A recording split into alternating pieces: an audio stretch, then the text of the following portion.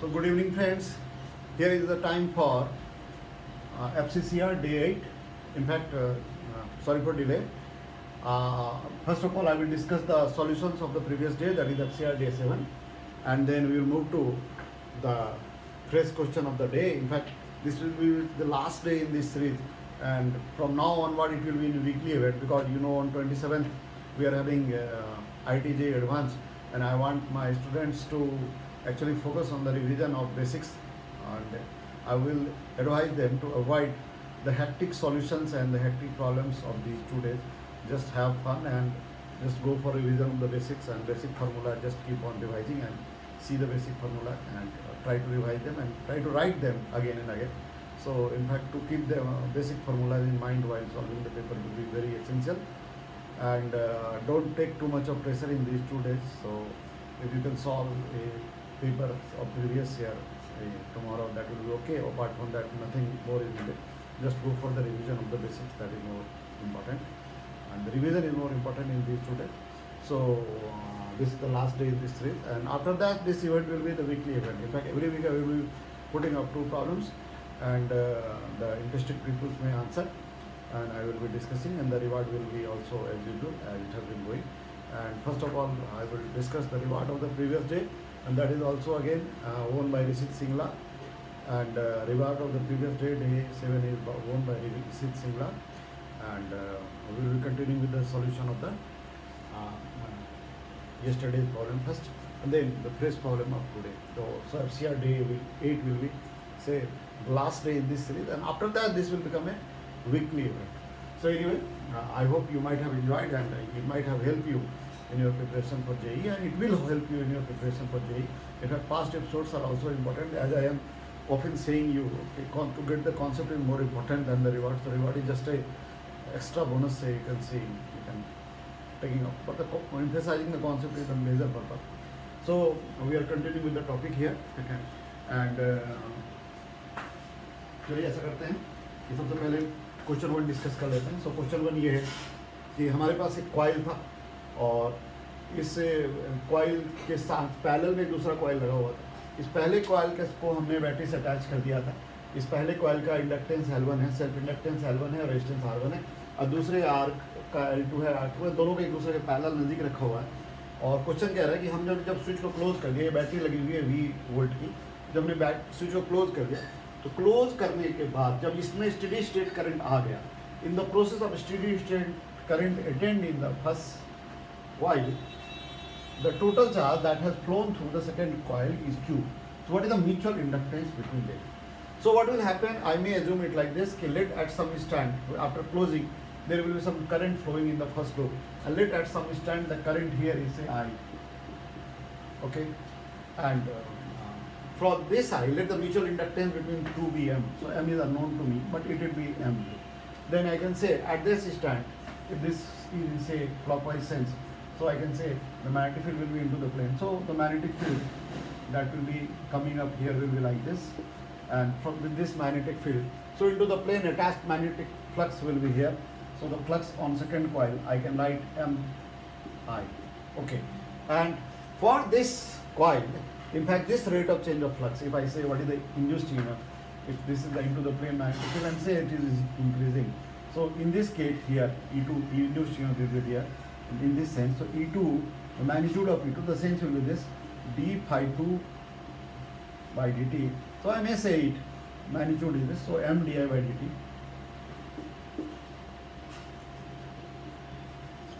dt is the EMF in this loop, and this is serving as an external EMF, and correspondingly the current here will be, let this current be say I.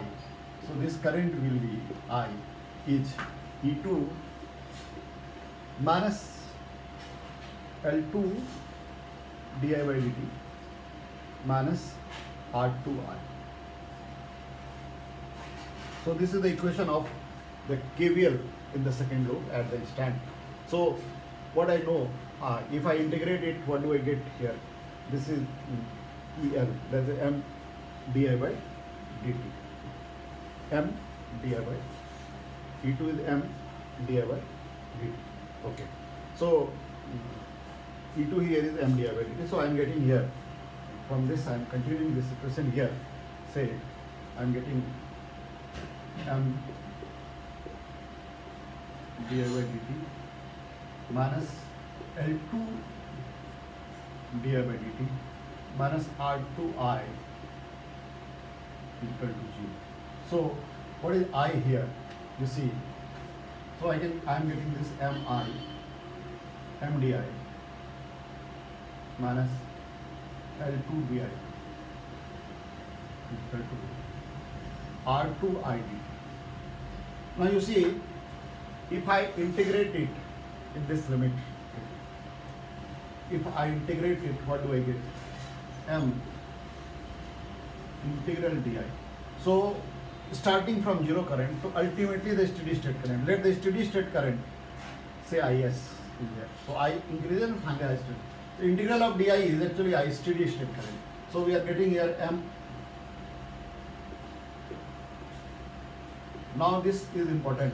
You know, when the flux will be changing through it, some current will be generated in. Ultimately, when the flux will be constant, the current will be constant here, the flux will be here constant, no EMF will be there. So correspondingly, this I which has been generated in between, finally this I will going to be 0. So integral di is going to be 0. So integral di is what? Starting from 0 and ultimately it is ending to 0. Why it is ending to 0? Are you able to understand? Because when the flux change will be there, some current will be flowing here. But after that, when the flux will become constant, and no EMF will be there, applied EMF will be there, so ultimately the current will become here 0. So integration of this I is going to be 0, 0 to 0, starting from 0. And this here, R2 integral I dt is going to be the net charge flowing through this. So this quantity is going to be Q. So here I am getting is MIS is equal to R2Q. And now, you know what is steady state current here? The steady state current here is the finally when steady state will be obtained, only the applied voltage will be there and the potential difference across the resistance will be there. So IS, the steady state current in the primary coil is going to be V by R1. So I will put it IS is V by R1. So correspondingly, I am getting Q is equal to M V by R1 R2. So this is the solution. This is the answer of the first question of day 7. So Q is equal to MV upon R1 R2. So this is the totality of the situation of the previous day. So I am going to take a snap of this, and this is the solution of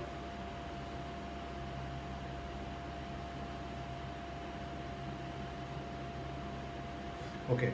Next I am moving to the next problem, and the next problem is going to be the problem of elasticity.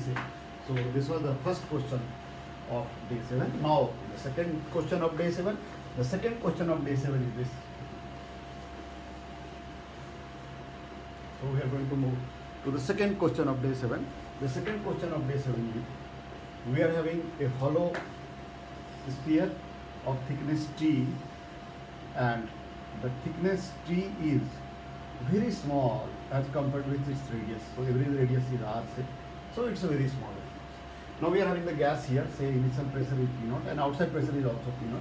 And one thing I have missed in this problem, the initial temperature I did not mention, but many of the students who have replied assume the temperature to be T0. So let me assume here.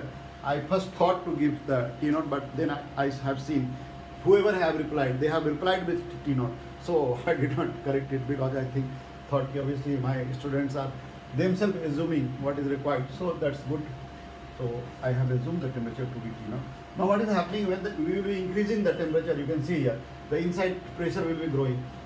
With the increasing pressure, the inside pressure will be growing.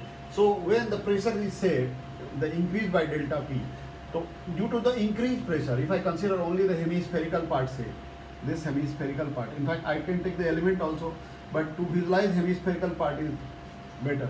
So if the hemispherical part I consider, say the increase in pressure is delta P.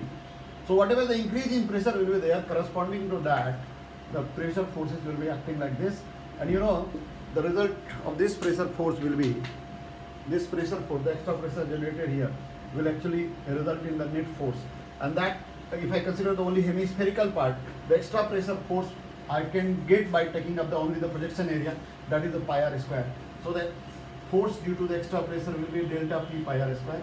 Okay. and this will be in the upward direction, and it will be balanced by the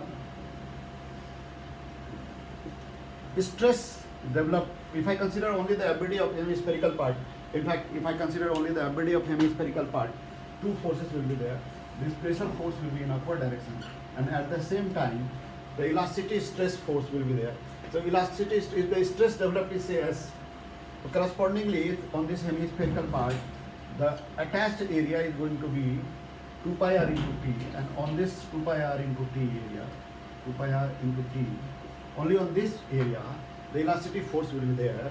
So stress is S say, so the stress 2 pi r T into S will be the elasticity force that will be pulling here downward, and this will be balancing this extra force.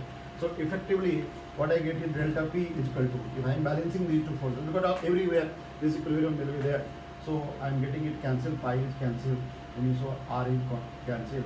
So we are getting 2 PS by R. So I am able to see delta P here. So this S is, when this S will be equal to breaking stress, it will be breaking. So what is the pressure change that I am getting? And pressure change I can see here, since the volume is constant, so pressure is proportional to temperature. So delta P, I can say delta P by P naught. P is proportional to T. So delta P by P naught will be delta T by T naught. So effectively delta P will be what? So I will put here delta P. So delta P will be what? T naught delta T by T naught is equal to 2 Ts by R, and then my answer, in fact I have asked about the temperature change, so effectively my answer going to be delta T equal to, what is the temperature change? So that is T naught by P naught into 2 ST by R. So effectively this is my answer of day 2. So question 2. Day 7, question 2 answer is delta T equal to T naught by P naught 2 ST by R. So now it is time for problem of the day. So FCCR day 8 problem of the day. The first question is this from the thermodynamics. What we are having is, we are having a spherical body. This is a spherical body. Say some black body is there, some spherical black body is there, and we are having some internal mechanism of production of heat in it, like say some chemical reaction, nuclear reaction taking place within this body. So some reactions are producing heat here, and ultimately this heat, so it's not a blank body, it is something filled with the body, and internally something is happening there, and it is enclosed by a sphere of radius twice. So this radius of this solid body is R, and this one is 2R. And this is also black body envelope here. This is the black body envelope here, and the radius is 2R. And in this, for this black body sphere, when the steady state is reached, in fact there is some internal mechanism that is constantly producing heat within, and that heat is spreading out. So there is a mechanism of heat production inside this sphere, and it is surrounded by another hollow sphere of radius 2R, and this is the black body sphere. And when the steady state is reached, in the steady state it retains a constant temperature, and that constant temperature is set T naught. So when the steady state is reached, what is the steady state temperature of outer surface of this sphere? So if this is T you have to calculate. So my question is, what is the steady state temperature of outer surface of the inner sphere? These are the black body spheres, and this is the hollow sphere, black body sphere. What is the steady state temperature of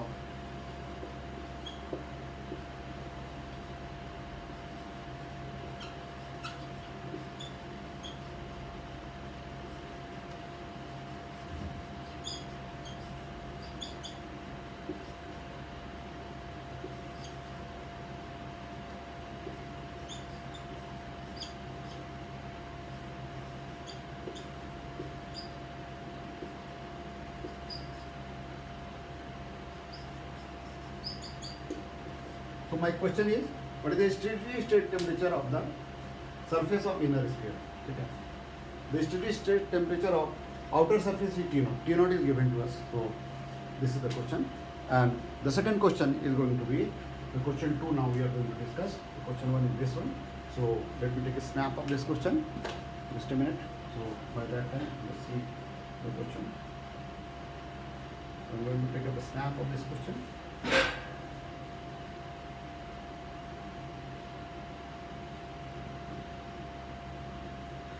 And the next question is going to be that from 12th syllabus, that is again electrostatics here. Okay. So I'm taking up the next question. That is the question from the 12th syllabus. Here we are having a uniformly charged square plate. So this is a uniformly charged square plate, and along it, from a corner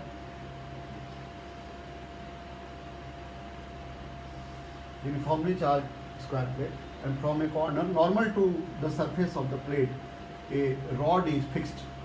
So this is a uniformly charged insulating plate, and the charge, total charge here is Q. Total charge Q is uniformly distributed on this plate. So the charge Q is uniformly distributed on this plate, and a rod is fixed, insulating rod is fixed, insulating smooth rod is fixed along a corner, at a corner along normal to the surface, and at distance L from the corner. So let this point I am naming as A, B, C, D, A, B, C, D. So from the corner D, there is a vertical rod. Vertical rod means normal to surface of the this vertical rod, and it is in presence of gravity.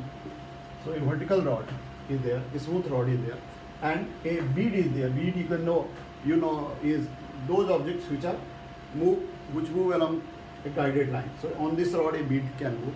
The mass of bead you have to calculate if the bead remains at rest at height L.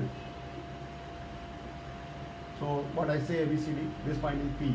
So PD is going to be L. PD is L. That is given to me. So at height L, a charged bead. This is insulating rod, and the rod has got the charge, insulating rod, and the bead has got the charge. This bead that can move on this rod has got charge Q. So this charge Q is also given to me. So let me say this charge in terms of this Q only. So the charge on it is also Q given to me. Okay.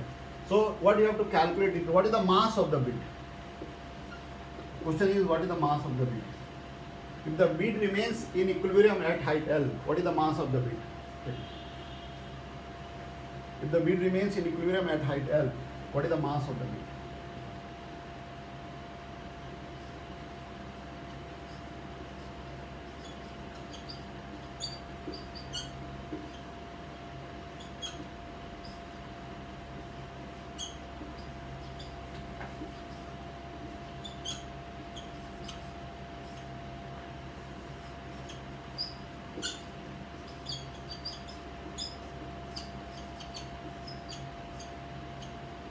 So my question is what is the mass of the bead if it remains in equilibrium at height L? So that is the question. If it remains in equilibrium at height L, what is the mass of the bead? That is my question. So you have to calculate this mass, and obviously the terms that you can use answer is L, Q, G, okay, and the other constants that may come that you can use. Universal constant that may come you can use. So this is the question 2 of the day, and as I said earlier, the reward for the previous day was won by Rishit Singla, and like usual you can say, most of the time he is getting the reward. Rishit Singla is of Indian School Sector 70, a very talented guy of Faridabad of this year. So I hope I have very high expectation from him from the next year, because right now he is in 12th, so he will be giving JEE in the next year. So anyway, this is the question 2 of the day, and I hope all the best to all of you. So you do extraordinary, and you can attempt this question if you can attempt. And tomorrow I will discuss this one. Thank you.